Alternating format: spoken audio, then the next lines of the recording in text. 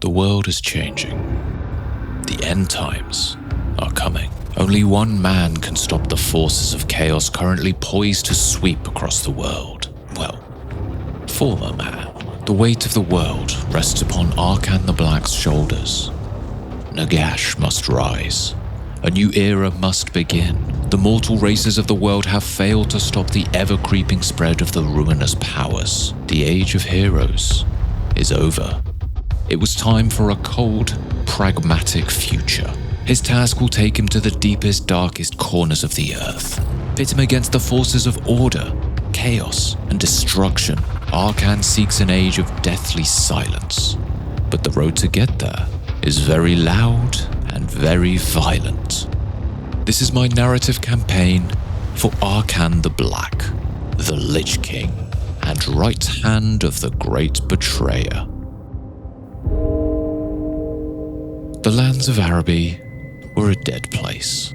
Some particularly stubborn parts of it, however, would not accept it yet. No, they sought to cheat fate and drive Arkhan the Black from this land. The humans rallied to meet the undead menace. Buffeted by wind and rain, cracks of thunder pierced the skies above. It's amusing to think they thought a story that starts like this had a happy ending for them. After their master plan of chucking a few big stones failed, the braver humans fought and died in an act of classic mortal futility. The smarter ones fled, bringing word back to nearby towns, warning them that the Lich King had risen. Their avoidance of death was only temporary. The routed peasants, each with a new appreciation for life following their brush with death, were all returned to the front line. There they'd learn exactly what kind of horrors Arkhan commanded. They were so fixated on the giant death-powered scorpion, something you can't entirely blame them for, that they failed to spot the swarm of ghouls tearing towards their flank.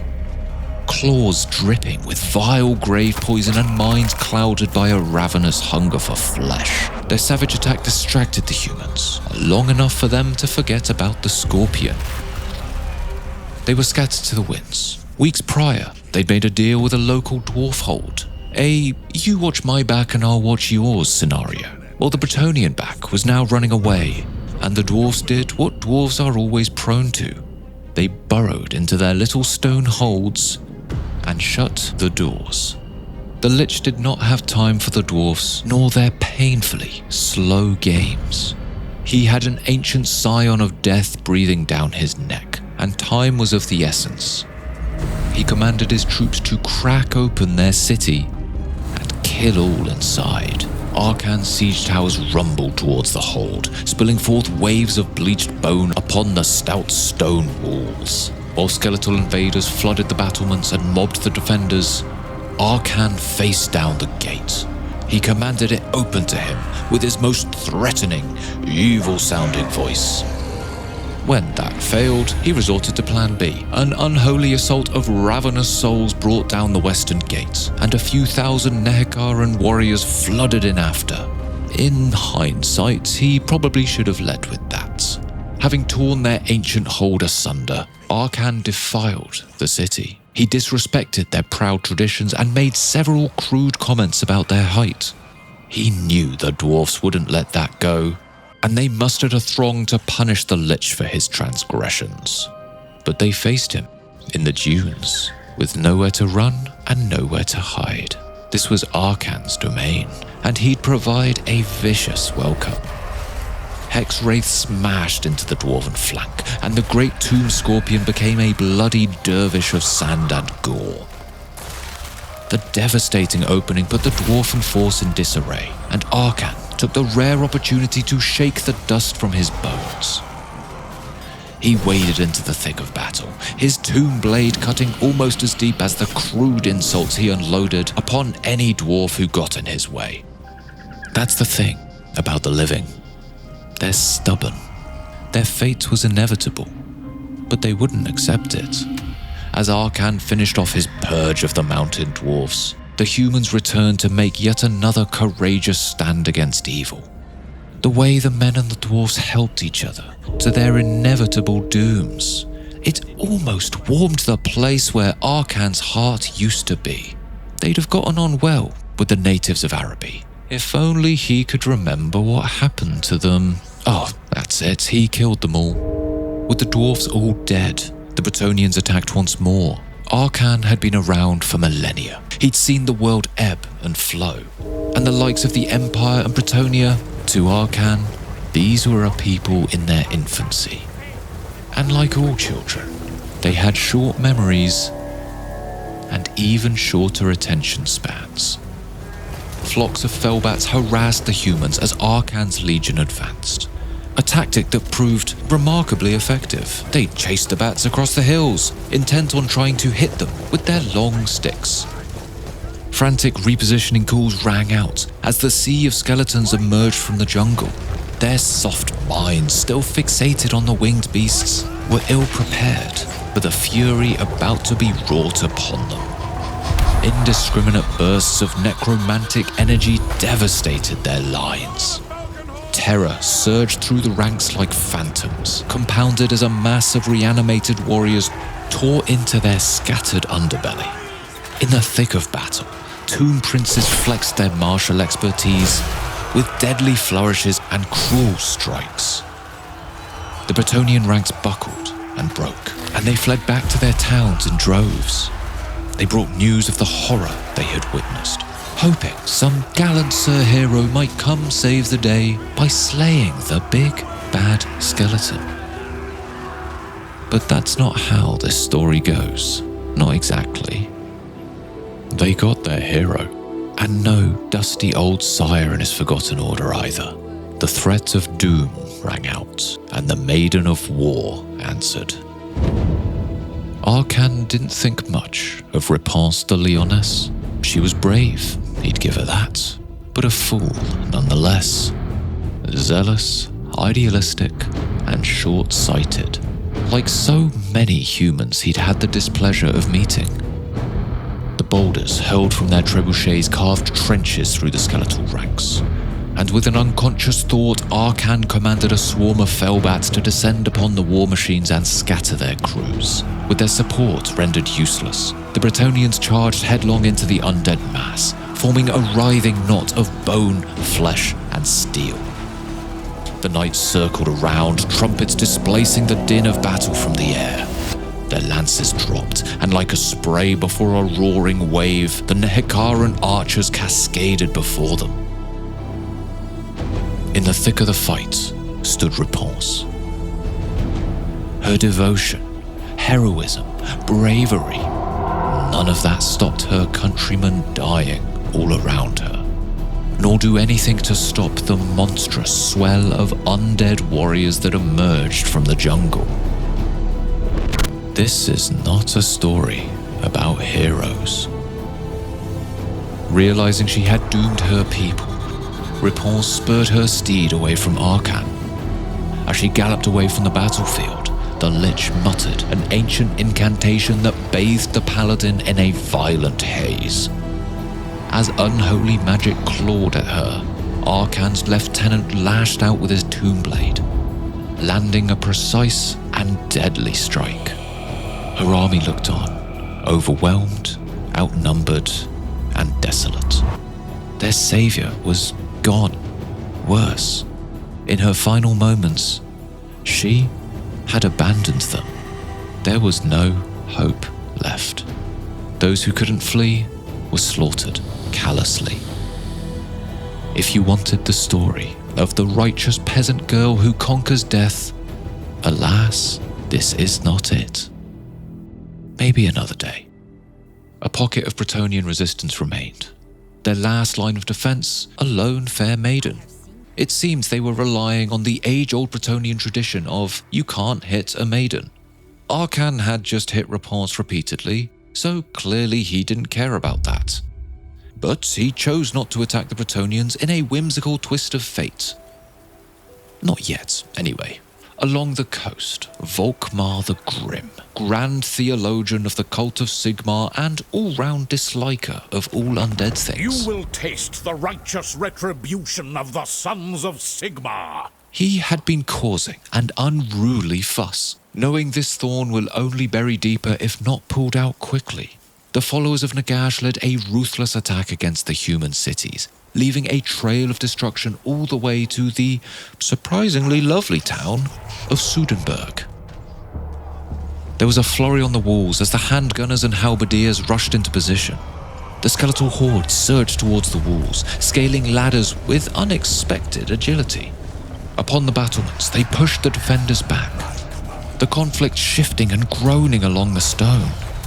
All the while, new undead warriors were joining the fight and pressing the swell to burst. The city could hold no more. With a tired heave, the gates broke, and Arkhan rode a path of ruin into the city. Once a quaint little colony, Sudenburg was purged in Nagash's name, and the undead army marched on, until they tracked down the Grand Theologian and his army. Arkhan watched the scores of men scurry across the desert, eager to be on the right side of history. The harrying of Sudenburg had stoked an intense hatred within Volkmar, and despite being cornered and outnumbered, he was confident that Sigmar would lend him strength on that dark day. Sigmar. The name twinged annoyance out of Arkhan. It had been he who had banished Nagash during his second rise. History had a funny way of repeating itself. The children of Sigmar had come up for air, and Arkhan would drown them in a sea of bones. The humans rose to the challenge.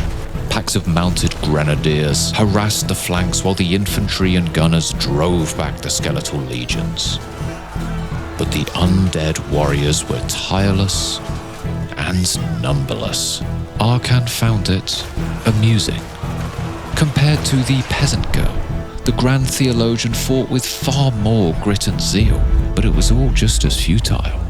Despite his righteous stand, his god did not favor him, nor his followers that day.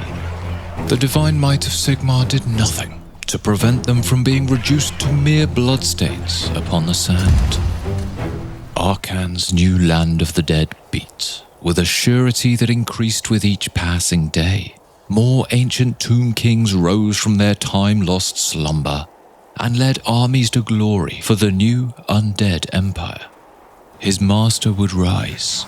Arkhan wouldn't fail him. He couldn't fail him. He wasn't physically capable. The Black Pyramid of Nagash was an instrumental piece of the puzzle. But Arkhan was tired of schemes, plots, and plans within plans. He wanted the city, and he wanted it now. He battered down the gates and led his forces inside. Many were the defenders of the city, but they crumbled before the blades of the Ushabti, ominous guardians in the likeness of long-dead gods. Despite the onslaught, the defenders held their positions. The city's great thoroughfare artery was choked with a ceaseless tide of skeletal warriors that washed away all in their path. Amidst a torrent of bleached bone and steel, Arkhan and his Ushabti retinue sowed havoc. They crushed the defenders, and the city was theirs. The whisperings of the great work spread across the land in hushed tones. Mannfred von Carstein came to Arkhan with a bargain, establishing a tenuous relationship between them. Arkhan had an amount of respect for Mannfred, and that amount was 0.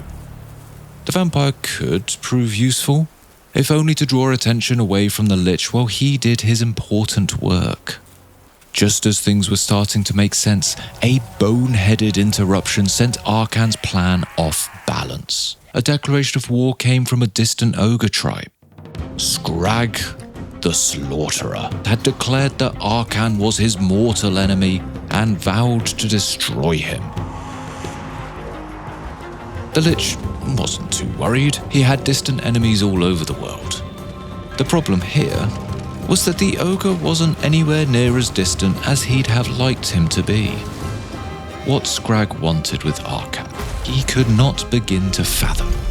He assumed he wanted what all ogres wanted: meat. but he was too stupid to understand the working details of a skeleton. The Nehegarans lined up and braced for the ogres, who hurtled into them with terrible force and ferocity. Brute strength only goes so far, Arkhan knew, and after weathering the initial barbarous charge, Arkhan's forces picked apart the ogres. Overwhelmed by the soul-severing effect of Arkhan's spells, or the more simple but equally effective fate of being poked and prodded by 100 different skeletons, Scrag caused havoc. He became a roughshod whirlwind of blade and cauldron. Who'd have thought charging into battle with an enormous piece of iron cookware on your back would be advantageous? Scrag was an idiot, but a resourceful idiot, and he left a trail of desolation in his wake. Following his defeat, the ogre sought a peace treaty in a power play that the Lich spent many nights trying to understand.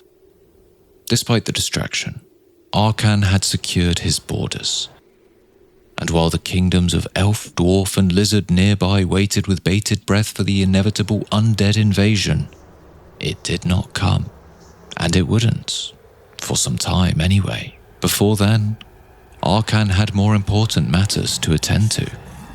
He had to go and see an elf about a book. It was Arkhan's duty to prepare the stage for Nagash's return. Duty is perhaps the wrong choice of word. That implies the Lich has a say in the matter. Nagash's influence grasped Arkhan's psyche and very being. Arkhan the Black had free will, in the way a marionette is in control of its own movements. The ritual to bring the Lord of the Dead back to this world was forbidden knowledge. Conveniently, Nagash had recorded all this in a handy 9-edition series. Unfortunately, those editions were scattered across the world, and Nagash wanted them back, and that means Arkhan would have to go get them. Thankfully, one of them lay nearby, claimed by an elf. No one knew how he got it, why he wanted it, or how he convinced a bunch of lizardmen to help him out. But frankly, Arkhan didn't care. He just wanted the book. His cavalry collapsed on the flank, issuing a severe and bloody challenge to the elves. The dunes ran red with blood both warm and cold, and the armies of the dead swarmed over the lumbering tree men. A score of skeletons were shattered with each tremendous blow, but there were always more to take their place. The battle was ruthless. These beasts could not keep Arkhan from the books of Nagash, and once slain and desecrated, he moved on and made plans for his great expedition. Araby wasn't exactly in the best of states. A cult of Tzeentch had been spreading across the land like a rancid plague. Arkhan had spent the last few weeks ignoring it, pretending it didn't exist. But unfortunately, it did. And it became quite clear that this would take a lot of time, money, and effort to fix. Arkhan needed all of those things for his Great World trip, and so he went back to ignoring the cult.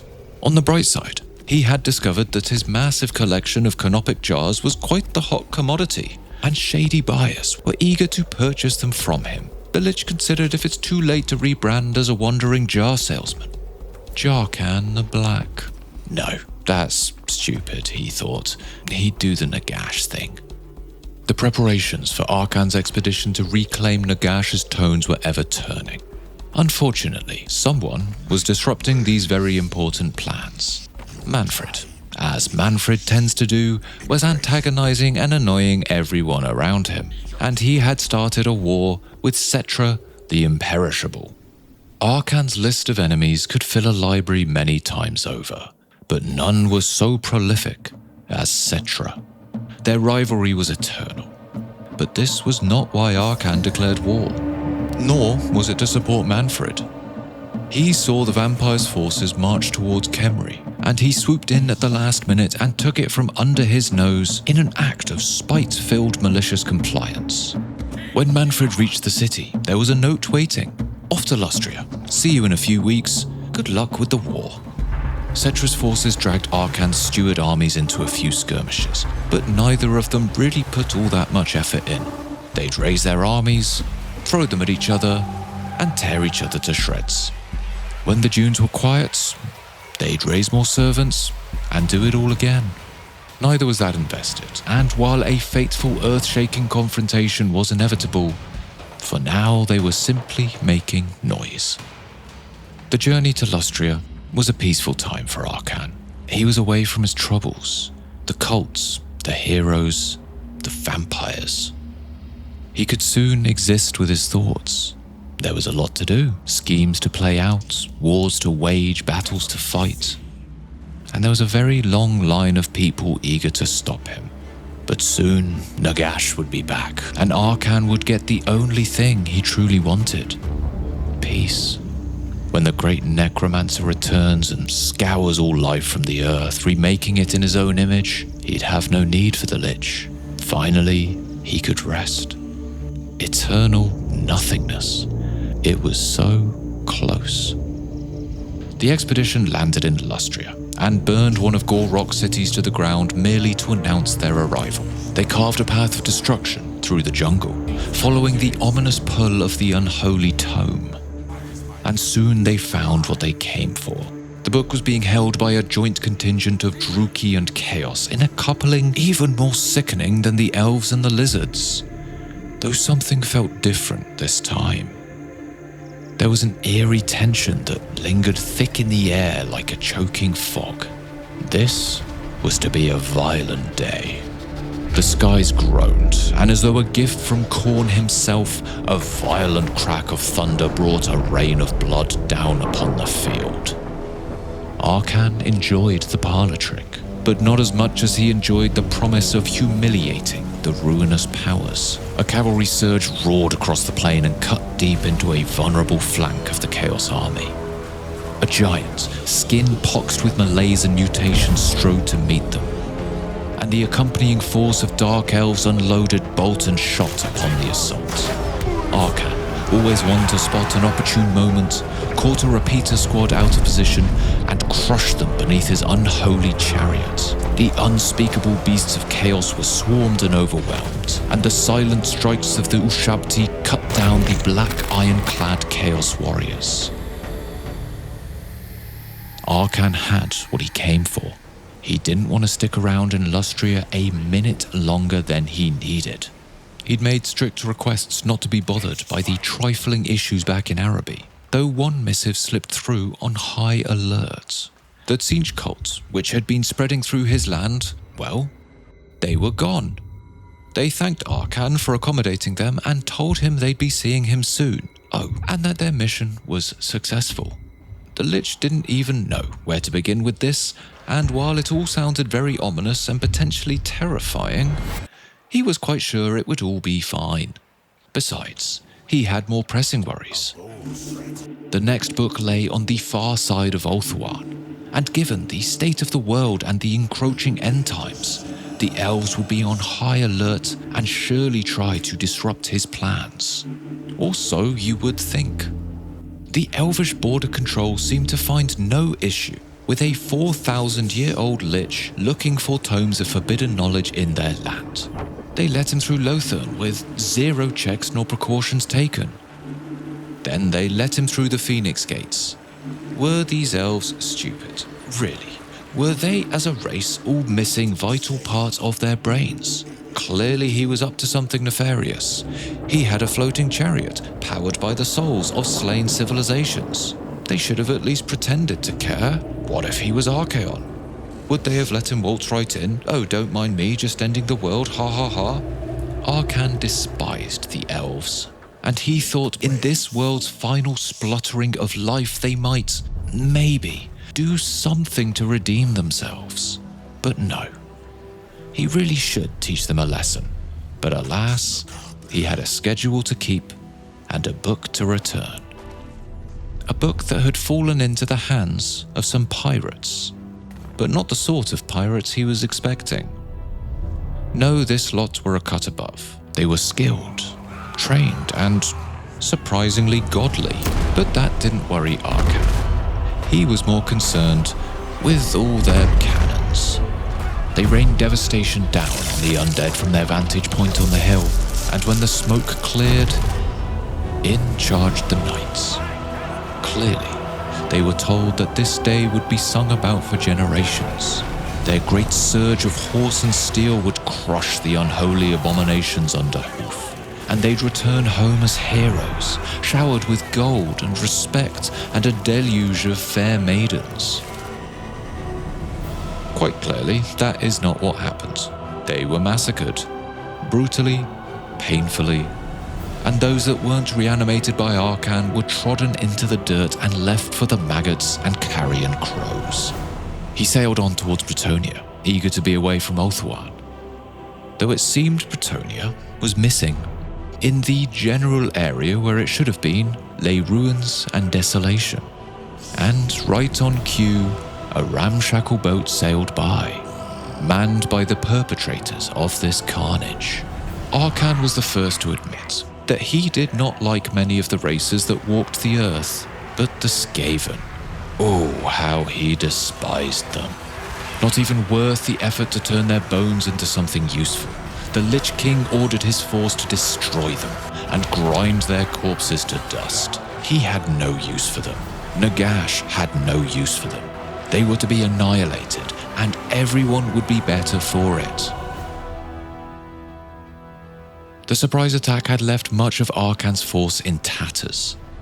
The expedition went to ground and began regaining its strength, and it would take days for Arkhan to resummon the lost warriors and bind new great constructs to his will. Just enough time for Arkhan to read all the missives and letters about the affairs in Araby, and, oh, would you look at that, the cult came back. Brilliant. Arkhan still wasn't sure what had transpired with the secretive Tzeentchian sect in Araby. But if there was a perpetrator to blame, someone sticking their beak where it wasn't needed, it'd be Kairos Fateweaver. A surprise attack came, led personally by the Lord of Change, but they were not permitted to enter the land of the dead. The Tomb Kings left to protect Arkhan's budding nation made sure of that. As though punishing them for standing against him, the Oracle of Tzeentch bombarded the undead force with a barrage of occult energy and incandescent light. Marauders and monsters heaved into the mass of skeletons, while Kairos found his place centered in the carnage, licking out with his infernal staff and firing out blasts of violent light that made bones bubble and mutate. Chaos centaurs clashed with skeletal horsemen. They typically caused more damage to themselves in confusing acts of brutal friendly fire. Chaos army was left in tatters, great bloody trenches carved through it. The last ones standing were the mighty champions of Tzeentch, but not even their abominable gifts and inhuman strength could hold against the unrelenting will of the Tomb Guard. It was a humiliating defeat for the Changer of Ways, but this was not the turning point, merely the match that lit the powder keg. The Southlands erupted into a state of total war. The Tomb Kings, the Dwarfs, and the forces of Tzeentch all clashed with each other in savage confrontations across jungle, desert, and plain. Each sought the utter destruction of the other, but none were prepared to find commonality and a shared enemy. There was to be only war and hatred and utter annihilation. The continent groaned under the constant battle and bloodshed, but ultimately the forces of Arkhan pushed back their encroaching enemies. The dwarves, stunned and reeling, were vulnerable, and the Tomb Kings went for the jugular. Arkhan had seen the complete destruction of many people in his time, and he knew that in nearly every case, the last stand was always the bloodiest. Thorek Ironbrow brought all the dwarfs he could muster to face the Lich. Proud warriors ready to lay down their lives against the darkness, and others who wanted to drag the darkness down raw and bloody. Ushabti greatbows looked down from the dunes, and their arrows hammered the dwarves, cutting through expertly forged Gromro armor as though it were paper. Blood and gore and appendages showered the dwarves, but they held their composure against the nightmarish volley. When the attack signal came, the dwarves unleashed their master plan, buffeting the Nehekaran war sphinx with a torrent of black powder and firebombs, engulfing it in a surge of violent flames. Unfortunately for the dwarves, the great stone beast was mostly fireproof, and the attack did nothing. The sphinx was a mere distraction, and having used all their bombs on it, they had no answer to the deluge of cavalry and chariots surging down the dunes. They ravaged the dwarfen line and scattered their formations. They were in disarray, and before they could compose themselves, the Hyro Titans waded into the fray. Every stride and tectonic stomp left dwarves mangled in the grit and sand. The battle was earth-shaking. And Arkhan almost admired the dwarves and the reckless stubbornness of Thorek. He even toyed with the idea of reanimating his own legion of them before rejecting the idea. He would have had to put stepladders in all his chariots, and he did not have time for that. Once Arkhan had regained his strength and bolstered his forces with varying unholy abominations, he made his move on the next tome of Nagash. This one lay in the accursed vaults of Skavenblight. And if a place is evil enough to make Arkhan the Black shudder, you best expect it to be a wholly disgusting place. The assault went exactly as you'd expect an attack on Clan Scryer to go. It was loud, reckless, and a wildly unnecessary warpstone bomb was dropped in the opening few seconds. Once the walls were seized and the gate battered down, the Ushabtian construct waded through the bristling sea of teeth and fur, leaving lumpy piles of rat gore in their wake. Arkhan snatched up the book, threw it in a large sack, and carried on. Thankfully, the next tome wasn't far. It lay a stone's throw away in Sylvania, and Arkhan let out a breathless sigh of relief. Despite his dislike for vampires, Vlad von Carstein was a reasonable sort. He was smart, a master of tactics, and always seemed to be 2 moves ahead of his opponents, which made it surprising to see the Imperial forces of Nuln moving in on Sylvania facing no resistance, and the vampire counts was nowhere to be seen. Until Arkhan discovered his plan and realized, with great disappointment, that it was incredibly stupid. Vlad was on top of a mountain. Arkhan sent messengers telling him to get down from said mountaintop and defend his homeland, to which Vlad wrote a simple written response of no. If Arkhan had lungs to expel air from, he'd have let out a long, exhausted breath. The solace was, soon the world would be over, and he wouldn't have to deal with this sort of nonsense and tomfoolery any longer. The tome of Nagash that drew him here was dredged up by a group of orcs and beastmen who clearly had no idea what they were dealing with, though their infantile curiosity would be the death of them. The savage orcs hollered and roared, too soft in the head to understand what was going on, while the beastmen writhed, knowing by animal instinct that unbridled carnage was coming. The melee erupted strong and violent, as mighty Arachnarok spiders tore through the undead ranks. Fortunately, the dead don't possess any rational nor irrational fear of spiders, even giant ones, and they met the challenge directly, driving the monstrous beasts away from the field. With nothing to oppose them, the Necrosphinxes carved the savage orcs to pieces, and the beastmen fled upon seeing their herd leader's head swiftly removed from the rest of his body.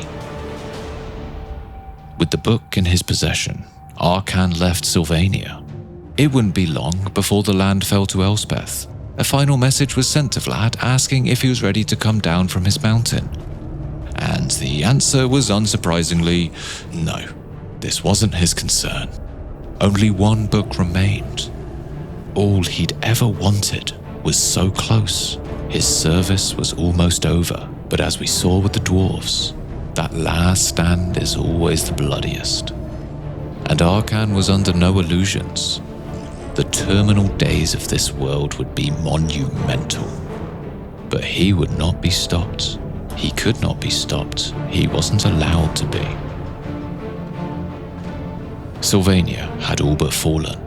The Badlands were a desolate place, and the southern World's Edge mountains heaved beneath the indomitable might of Gorebad Ironclaw's endless Waaagh. These, to Arkhan, were minor details that all pointed towards one undeniable truth. The world was changing, and not for the better. It needed order, lest it boil over into chaos. His forces continued to consolidate their grasp on the southlands. The endgame of the world would soon approach, and he wanted no potential disruptions to his great work. Only one tome remained, and it lay within the great stone vaults of Caracate Peaks, in the heart of Gorebad's Orc country. Knowing that he was peeling back the lid on a vast powder keg of violence, Arkhan had no choice. Want to scream a bit before you die, do you? He declared war on the Greenskins, followed by a lightning strike attack on the city. The Orcs were, as they typically are, itching for a good fight. They didn't pretend that the ancient city of Caracate Peaks was theirs by any reasonable right. They'd stuck around until some dwarf, goblin, or skaven came knocking, though they'd settle for a 4,000-year-old lich instead. As Arkhan's forces moved towards the storied citadel, the Greenskins buffeted them with crude arrows and ill-thought-out explosives. Orcs don't really know what they're doing with black powder, but the dwarfs had left whole storerooms of the stuff within the city, so the brutes chucked it over the walls the very first chance they got. Arkhan watched as his grave constructs hammered at the vast stone gates. Skeletons scaled the fortifications only to find droves of black orcs eager to meet them. The Greenskins smashed the attackers back with ease from the allure, but the rest of the city did not hold so resolutely. Ushabti flooded through the gates into blood-crazed orcs. Bellowed battle fury was silenced as great stone blades hewed orcs in two. A goblin detachment harnessed the very best in Greenskin technology, a few big rocks. But being goblins, they weren't paying much attention to their surroundings, and failed to notice the immense attack coming from the other side of the city. While the orcs were busy with the frontal assault, scores of horsemen, chariots, hexwraiths, and necropolis knights thundered towards the city and battered down the gates. They flooded through, oppressing all caught in their stampede as they coursed through the veins of the fallen hold. Any Greenskins retreating from Arkhan were crushed under skeletal hooves. The Greenskins were trapped, and the walls were closing in and turning them into crimson piles of jellied pulp. And in some sick sense, they almost seemed to like it. Following the great massacre in the fallen dwarf hold, the orcs would not leave the undead alone. It had nothing to do with Nagash or Arkhan or the looming threat of an eternal dead world. They saw the opportunity for a scrap, and by Gork, or possibly Mork, they were going to take it. When the armies of the dead tried to circumvent the orcs and travel by the deep passages, they were there, ready and waiting. The only way was through, and the undead armies marched, showered with rocks and arrows, slamming into the Greenskins and filling the underways with the echoing din of battle. The goblins brought their new secret weapon, crowned as the very pinnacle in goblin propellant technology, and it was surprisingly effective. When they didn't just smack into the flagstones in great bloody piles, that is. The plan unfolding was bigger than the Greenskins could ever hope to understand. This was the fate of the world, the tug of war between God and man and life and death. But they didn't care. It was all just a good tussle for them. Arkhan would give them the violence they craved. He'd let them gorge on battle and bloodshed until their bellies swelled and burst. And then he'd give them more. He scoured and sacked the Badlands settlements. Arkhan didn't need the treasure. He just wanted to punish the orcs. He was a spiteful man in life, and he's only stewed in that for the past few thousand years.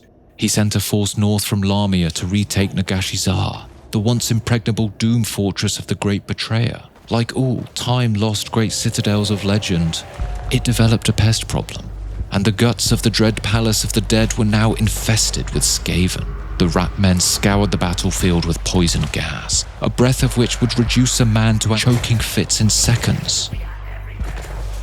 They didn't seem to understand that skeletons don't have lungs, and their hundreds of globes of noxious miasma were essentially pointless. It was an unremarkable defense for such a place of power. The necropolis was retaken. Nagash would soon seat its lord and master, but the list of preparations wasn't growing any shorter. Arkhan was tired. He'd been doing this for millennia, and every time his goal seemed within grasping distance, something stepped in and dragged it back. Arkhan had made many enemies. Even his friends were his enemies. Once more, Mannfred von Carstein came with an offer, and once more Arkhan wished the vampire would step into a strong patch of sunlight and fizzle to dust. He wanted the Lich to help him in his war against Skarbrand. No, that's too generous. He wanted to pay Arkhan to fight his battles for him. Arkhan wondered if anyone had ever told Mannfred just how pathetic he was, and then he figured that was probably what most of his childhood was. That's probably why he's like this. Thou stand before the rightful elector of Stirland. With a feigned sigh and a dismissive flick of his wrist, Arkhan agreed and steered his forces towards the most rage-filled being in existence. Skarbrand, who once attempted to strike down the blood god in an act of treacherous hubris, was fated to walk the earth for eternity. His only purpose was to kill for the god of slaughter, spilling oceans of blood for Khorne's unquenchable thirst. The Nehikarans waited in eerie silence as the marauders, champions, demons and monsters thundered towards them, roaring in rabid exultation for the carnage mere moments away. Khorne's hounds crashed into the wall of bone, mere ripples before the unrelenting, earth-shaking force of Skarbrand. A churning sea of indiscriminate violence erupted across the chasm. Towering soul grinders of Khorne fired infernal rounds into the fray, caring little for their target as long as they caused suffering. A second melee erupted to the east, the dead holding firm against the waves of bloodletters and chaos warriors. The champions of Khorne wanted nothing more than to see Arkhan brought down and pulverized in the name of their god. And then all this would be for nothing. Didn't the world see?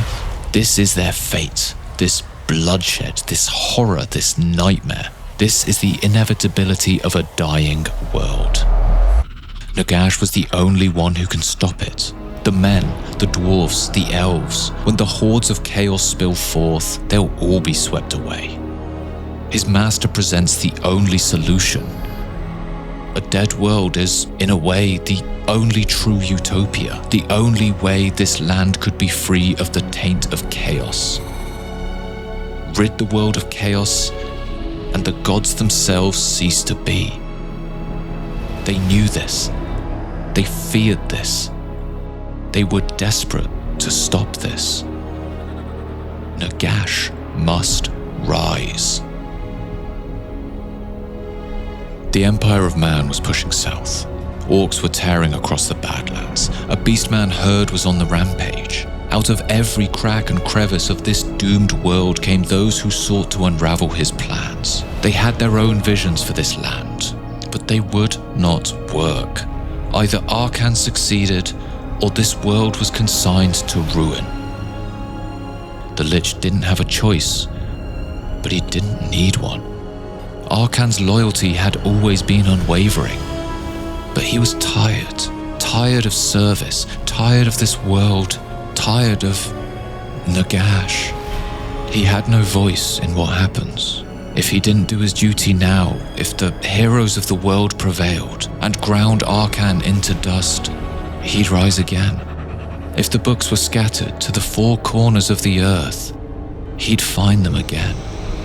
No matter what happened, it would come back to this point, to Arkhan doing his duty, to Nagash's return, to the fate of the world.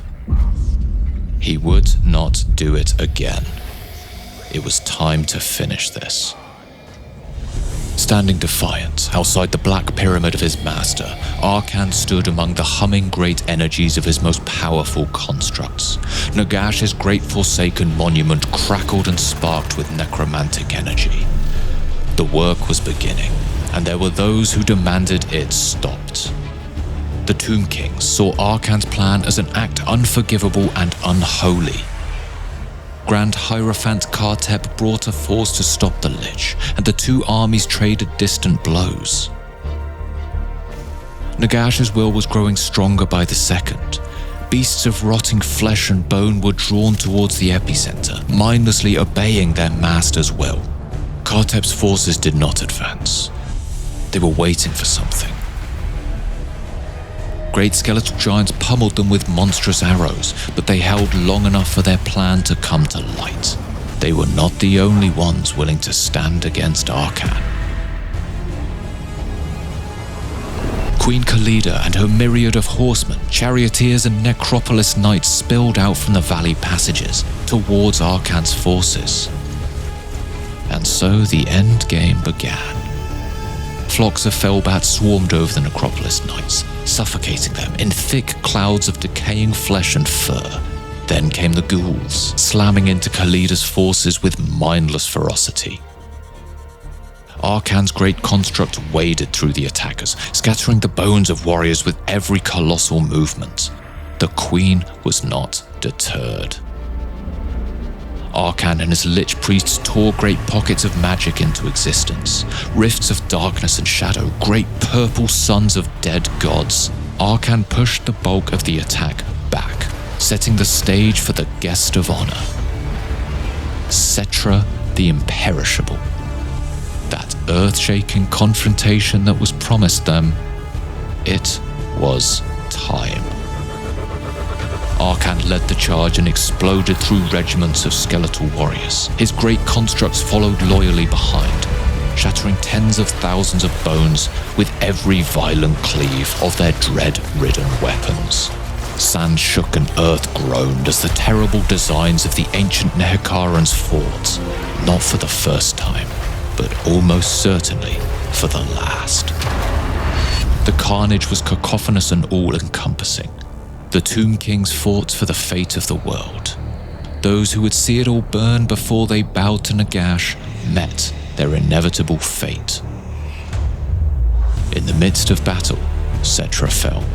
The whip of a great stone tail slammed him to earth before he was crushed beneath a lumbering, baleful necrosphinx. That same great construct stormed towards Kartep, and with one earth-shattering swipe of its monstrous stone blades, it shattered the Hierophant. Khalida's defiance was admirable, but an ancient bone giant ground her down into the sand. Her eyes flickered faintly with hatred for Arkhan, but her body and her spirit had nothing left to give. The Lich quelled the insurrection. His ritual was underway. Arkhan looked at the dunes where he had once walked as a human oh so long ago, now covered with the bones of his former countrymen, and he felt nothing. He wanted it over. He wanted it finished.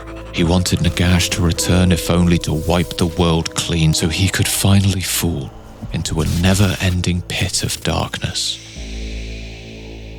The winds of magic hummed, cascading towards the epicenter of power, and the world shuddered as the great betrayer stirred. The end times were coming, and the world's only salvation was rising. The mortals had squandered their chance. Men, dwarfs, elves. Under their stewardship, the taint of ruination continued to spread. The age of heroics was over. Now was the time of necessity. For as long as there was life, chaos would thrive. There was only one solution. The ritual had begun. Arkhan had done his part. He was desperate for his charge to be over. But as the essence of Nagash shimmered more purposefully into the world, he knew his master would not let him rest. But then, he'd always known that. Arkhan despised him. but he knew this was the only way. He was a gambling man once. Long ago, he may have taken a chance on another fate for himself and the world, but that part of him perished long before his flesh withered and blackened. The gambler is gone. In his place, the pragmatist. The world was already dead. It just didn't know it yet.